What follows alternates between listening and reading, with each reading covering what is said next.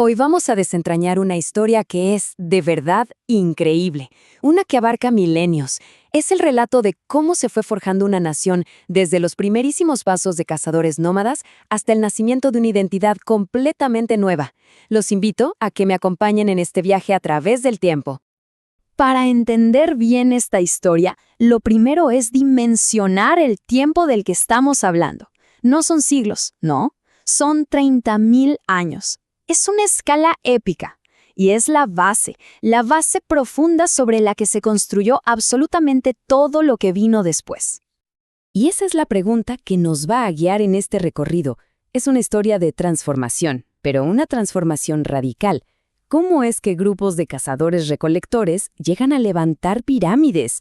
Y cómo el choque con un mundo totalmente desconocido reescribe su destino para siempre. Así que empecemos por el principio. Por el mismísimo fundamento de todo, la etapa lítica.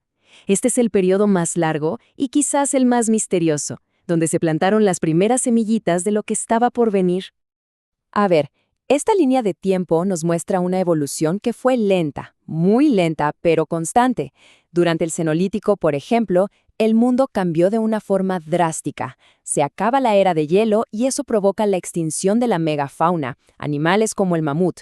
Esto obligó a los humanos a refinar sus herramientas, sus técnicas de caza. Pero la auténtica revolución, esa llegó con el protoneolítico. Aquí podemos ver el antes y el después, clarísimo. Se pasó de una vida de andar de un lado para otro, una supervivencia muy arriesgada, a la estabilidad de las aldeas. La domesticación de plantas clave como el maíz, el frijol y el chile no solo significó tener comida segura, sino que liberó tiempo y energía humana. Y con ese excedente, claro, ya se puede empezar a construir una civilización. Con la agricultura ya como un cimiento sólido, el escenario estaba listo para un florecimiento cultural como nunca antes se había visto. Y así se dio el salto, de las aldeas a las ciudades, y de pequeños grupos a grandes y complejos imperios. Lo que es fascinante es que todas estas culturas, aunque eran distintas, compartían como un ADN cultural muy profundo. El maíz era la base de todo.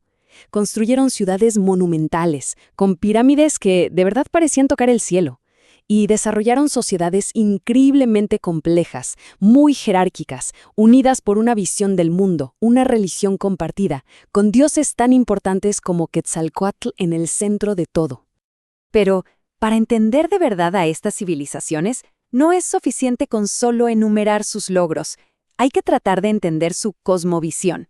Y esto no es solo una religión, es la estructura misma que le daba sentido a todo, a la siembra, a la guerra, a la vida y a la muerte. Esta idea es impactante, pero es absolutamente clave para asomarnos a su mundo.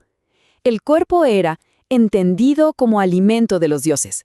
Dentro de esta forma de ver el universo, el cuerpo humano no era un simple recipiente, no, era una fuente de energía sagrada. El sacrificio, por lo tanto, no se veía como una simple crueldad, sino como una obligación cósmica, necesaria para mantener el universo en equilibrio. Y entonces, en medio de este mundo tan complejo y tan antiguo, irrumpe una fuerza completamente ajena. Y no fue un simple encuentro, fue una colisión que partió la historia de este continente en un antes y un después. Entonces, la gran pregunta, ¿cómo cayó un imperio tan poderoso como el azteca ante un grupo tan reducido de españoles? Bueno, la respuesta es compleja, va mucho más allá de la superioridad militar. Fue una combinación de factores. La sorpresa, por un lado, una figura clave, la Malinche como intérprete, y sobre todo las alianzas estratégicas. Cortés supo capitalizar muy bien el profundo resentimiento que tenían muchos pueblos sometidos por el brutal sistema de tributos azteca. Básicamente convirtió una invasión en una guerra civil a gran escala.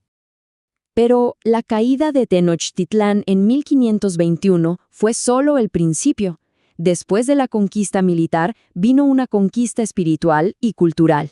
Se impuso una nueva religión, un nuevo idioma, una nueva cosmovisión, y con todo eso se sentaron las bases de una sociedad mestiza, una sociedad completamente nueva. Y tras esa gran colisión, surgió un nuevo orden que iba a durar casi 3 siglos. un periodo que definiría la estructura económica, social y política de lo que, mucho tiempo después, sería México. Este número es muy revelador. 63 virreyes. Gobernaron la Nueva España desde 1535. Esto no solo nos habla de cuánto duró el dominio español, sino de la increíble estabilidad institucional que lograron imponer. Era una maquinaria administrativa súper bien engrasada que controlaba un territorio inmenso. Y es que la Nueva España no era una colonia cualquiera, para nada. Era la joya de la corona del Imperio Español.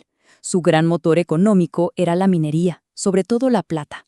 Y toda esa inmensa riqueza fluía a través de puertos como Veracruz y Acapulco, conectando el continente con Asia y con Europa. De hecho, el famoso Real de A8, que se acuñaba aquí, se convirtió en una de las primeras monedas globales de la historia. Sin embargo, a pesar de toda esta prosperidad, el sistema tenía fisuras. Hacia finales del siglo XVIII, España impuso las reformas borbónicas. Estaban diseñadas para centralizar más el poder y sacarle más ingresos a la corona. Pero esto generó un resentimiento profundo entre los criollos, los españoles nacidos en América, que empezaron a sentir que su propia tierra ya les era ajena. Y ese fue el germen de la independencia. Nuestro recorrido termina aquí, justo en el umbral de una nueva era. Lo que hemos visto es una historia épica de construcción, de destrucción y de reconstrucción, y nos deja con una pregunta fundamental, una que resuena hasta el día de hoy. Cuando se forja una nueva nación, ¿quién decide quiénes pueden realmente pertenecer a ella?